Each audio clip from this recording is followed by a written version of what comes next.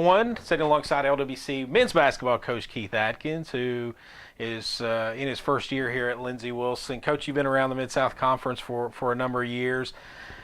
How are things different so far working here as opposed to really anywhere else in the NAI? Well, I don't think it's very different from a basketball standpoint. It's preseason is preseason, no matter where you are. When I first got the job during the summer, we had to finalize some recruiting and scheduling. So things like that aren't a whole lot different. But just getting used to a new environment, a lot of new people, and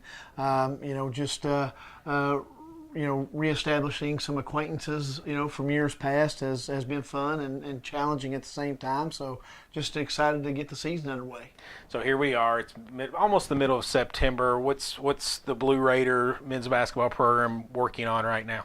Well, we just started practice. I mean, the NAIA gives you a 24-week period, and we were able to start ours this week. And before that, a little bit of conditioning, just to kind of get the guys motivated and doing something, and a little weightlifting, see where we stand in the weight room and what we need to work on. And the biggest thing over the last couple of weeks is just letting the guys get into the flow from a school standpoint, an academic standpoint. Let them, meet some people and get started with a normal school year.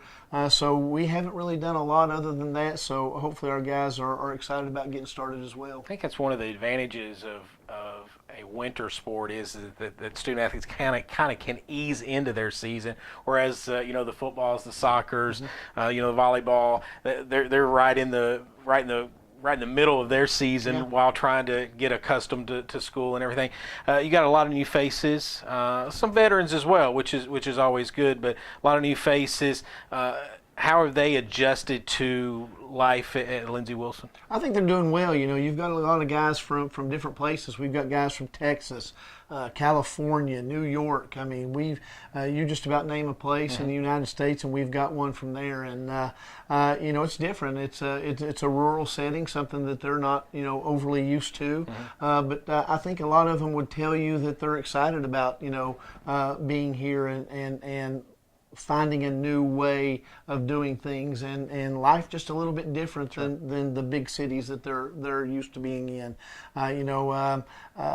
This is a place that's very special and just like most NAIA institutions, they're small schools where everybody's going to know everybody. So like I said earlier, just the biggest thing is them getting out and meeting people and just getting comfortable with school more so than basketball at this point. Obviously, your goals will shift during the season on what you want to do, but as of today, middle of September, what's goal number one and two, or 1 and 1A? I think the biggest thing is getting everybody on the same page. Unlike most seasons, even the returning guys have some adjusting to do. Sure. They've got to learn a new system. They've got to learn a new terminology, things like that. So I think just getting everybody on the same page and just building chemistry at this point. We've got a lot of time to do things, to get ready to play. We don't play our first game till almost November, so almost 2 months in the works. The biggest thing, we've got talent. This time of year, most of your solid NAIA programs, they're all going to have good players. Sure. It's the teams that gel, the teams that build the team chemistry, and the guys that, as we said earlier, get on the same page. Is that the toughest thing for a collegiate coach, is to mesh all those different personalities and different talents into one cohesive group? Yeah, I think at any level that's the biggest challenge. You've got some guys that will come in here that were 15, 18 point per game scorers that may only be 6 or 7 point per game scorers here. It's our job early here as we get rolling to identify roles, get them to accept those roles. And then if that occurs, then you got a chance to be pretty good. If that's the biggest thing. If everybody can just understand that not everybody can be the man, then everybody's going to be okay. And we've got enough talent, we've got enough athleticism, we've got enough size, we've got all those things that you need to be successful, but the good teams will have the team chemistry and put it all together.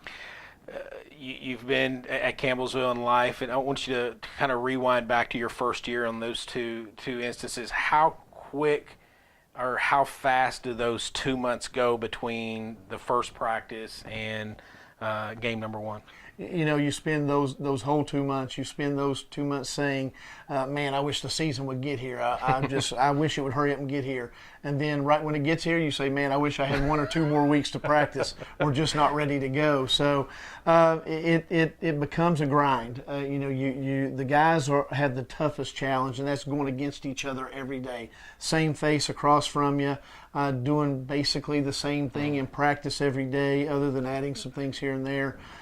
You know, it's just motivating them to stay hungry and motivating the guys to understand, you know, it's going to get here quick enough, and, you know, we've got to put in the time now to be successful later.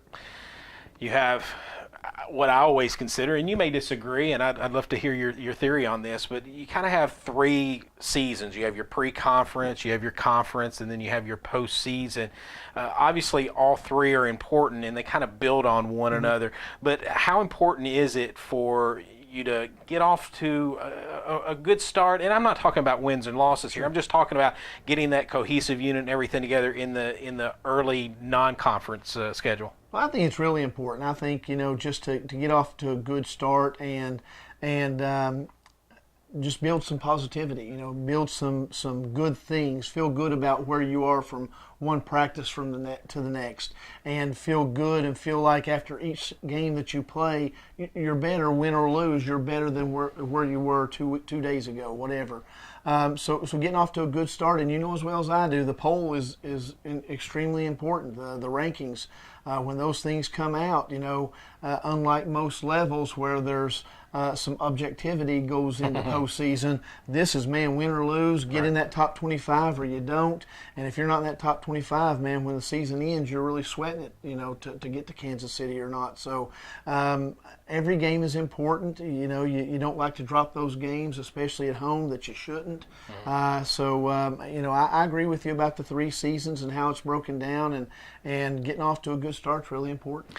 We said that there's some new faces, but there's also some veterans. I want to talk about them for just a moment. There's a nice core that you've added to it with your recruiting base that had some success, especially at the end of the season in the Mid-South Conference tournament last year. Yeah, you know, you look at this team from last season, and no question, at the end of the season, one of the best teams in the country. They just went through so many injuries from day one. You know, every guy at some point probably missed games because of an injury, some longer than others. And at the end, when you got Nick back and Charles and Brian and Otzimer back, and then you lose Jordan Hamlet. I mean, it was just always dealing with something from an injury standpoint.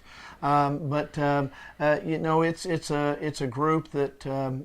You know, it's a lot of new faces, like you said, but a lot of returning guys that give us some experience, guys that will be able to tell the new guys how good the Mid-South Conference is and how you've got to be prepared every single day you walk out there. So a nice blend and a group that, you know, if we can all get on the same page, has a chance. I guess the veterans, they can't really teach the new guys about you because they don't know yet, so they're kind of learning on the fly as well. But they can talk, like you said, they can talk about the Mid-South Conference and the NAI and let the new guys know how difficult it can be. Yeah, and I even brought that up yesterday after our first practice. I asked the returning guys, I said, guys, if this was a game in the Mid-South Conference today, did we win or lose? And a lot of them said, guys, we probably got beat. You know, this wasn't a very good practice. It's not a great way to get started. But you know, I think they can lean on those guys. And, you know, even though some of these guys might have seen some NAI, I don't know that they fully understand how good the Mid-South Conference is. So guys like Kel Stotts, Jordan Hamlet, guys, you know, that have been through those Mid-South Conference battles, hopefully they can enlighten these guys that how well you've got to be prepared every single day. So it's year 1. I want you to, now if I ask you to rewind, now I'm going to ask you to fast forward a minute to year 5. How different is Coach Keith Adkins at Lindsey Wilson now as opposed to what you will be 5 years from now when you're kind of accustomed to everything around here? Well, you know what, I think, I don't know, I hope I'm not a whole lot different. I hope I continue to learn. You know, I try to watch as much basketball and pick up things just like anybody else. But more so than me changing, I think the NAIA basketball landscape is getting to change drastically. When the two divisions merge here in 2 years, man, things are going to change a lot. You're going to have a smaller national tournament, it looks like. It's going to be a lot more challenging to get into a national tournament setting, and you're going to have a reduction in scholarships. So we're going to have to change a few things from a recruiting standpoint. We're probably going to have to schedule a little bit different, and then we'll just see how things go as to rankings and things like that. I'm sure they're going to change quite a bit, but to what extent, I really don't know. Coach, it's great having you aboard. Great to be here. Thank you. Keith Adkins, new head coach here at Lindsey Wilson College on the men's basketball side. We visited with him, just getting, I guess, accustomed or introducing you to Coach Adkins, and I'm sure we'll talk a bunch over the season. Looking forward to it. Thanks, everyone.